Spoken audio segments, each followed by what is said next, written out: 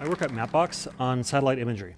If you've ever looked at a satellite map and realized that it's not just the world as it is, it's a human product made out of choices and it's a designed thing, that's what my team does. One of the things that first interested me about satellite imagery was surfing, right? Just panning and zooming and visiting all these different parts of the world in such a smooth way. Sometimes I worry that web surfing is going out of style. Everything is feeds and search, and I like both those things, but I really like surfing. One of the places I go to surf is the Prints and Photographs online catalog of the Library of Congress. There's all kinds of amazing things here. You can just type something into the search box and get all this stuff back. It's fantastic. I particularly like the photos of Sergei Prokudin-Gorsky, who a century ago figured out how to make good-looking color slides. He was a Russian aristocrat, and he came up with this process. Well, he refined this process, and he realized he needed a grant. So he went to the Tsar, Nicholas II, and Nicholas II was like, photography, you say? This sounds fantastic. Tell you what, have a train car full of photographic supplies, ride from one end of my empire to the other, take photos the entire way, come back, and we will have a slideshow. And Prokudin-Gorsky was like, okay. So he did that. He rode all over Russia just about 100 years ago and took photos of all kinds of things. A lot of it is heavy infrastructure, like this sawmill.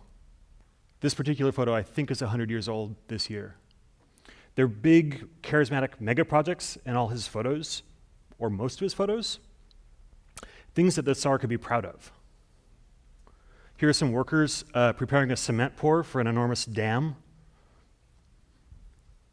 There's a lot of resolution here. You can zoom in and you can see how, for example, the wood joins are not what you would see at a construction site now, because the wood was different, the tools were different, the culture of carpentry was different, they had different techniques.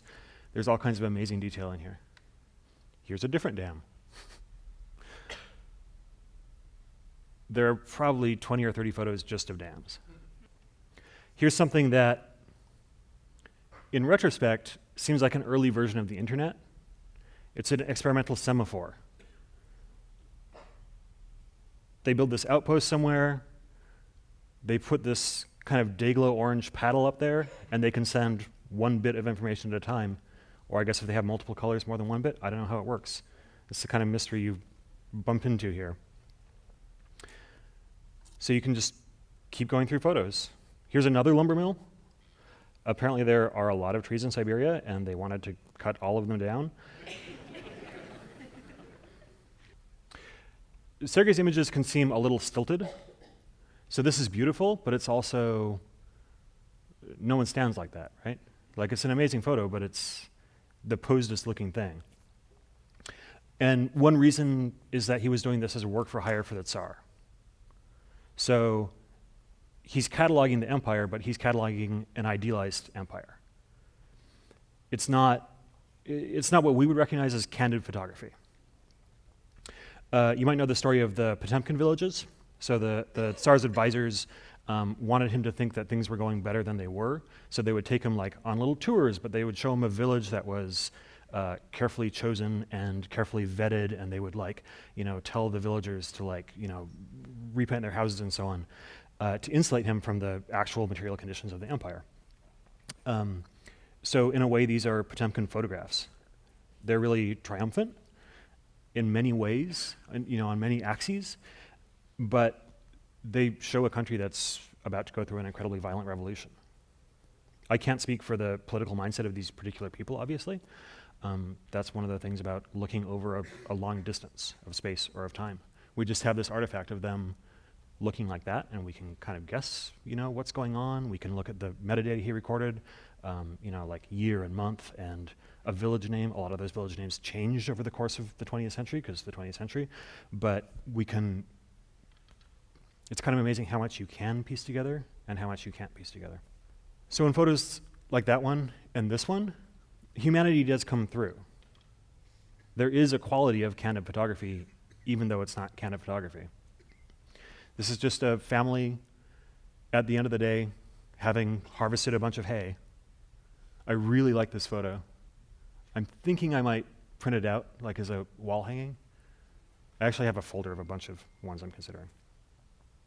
So even in these really mannered photos, you get a sense of the moment, of what things were like at particular instance in the inaccessible past and at a great distance. The dog napping by a river is another real favorite, especially because it comes as one of two.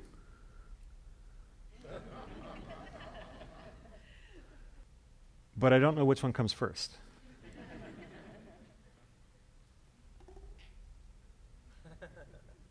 So one day, by this river, there was a dog shifting in its sleep, and I can see that dog, but I don't really know anything else. It's really easy to imagine yourself there, though. You know you're only imagining, but you can imagine. And that ability to connect, even when it's very partial, and even when it's through this kind of Potemkinization, seems wonderful to me. There's a kind of smoothness here, a high resolution, and I mean scan dimensions, but also spectral resolution of frequencies of light. What makes this a color photograph rather than a monochrome photograph? There are lots of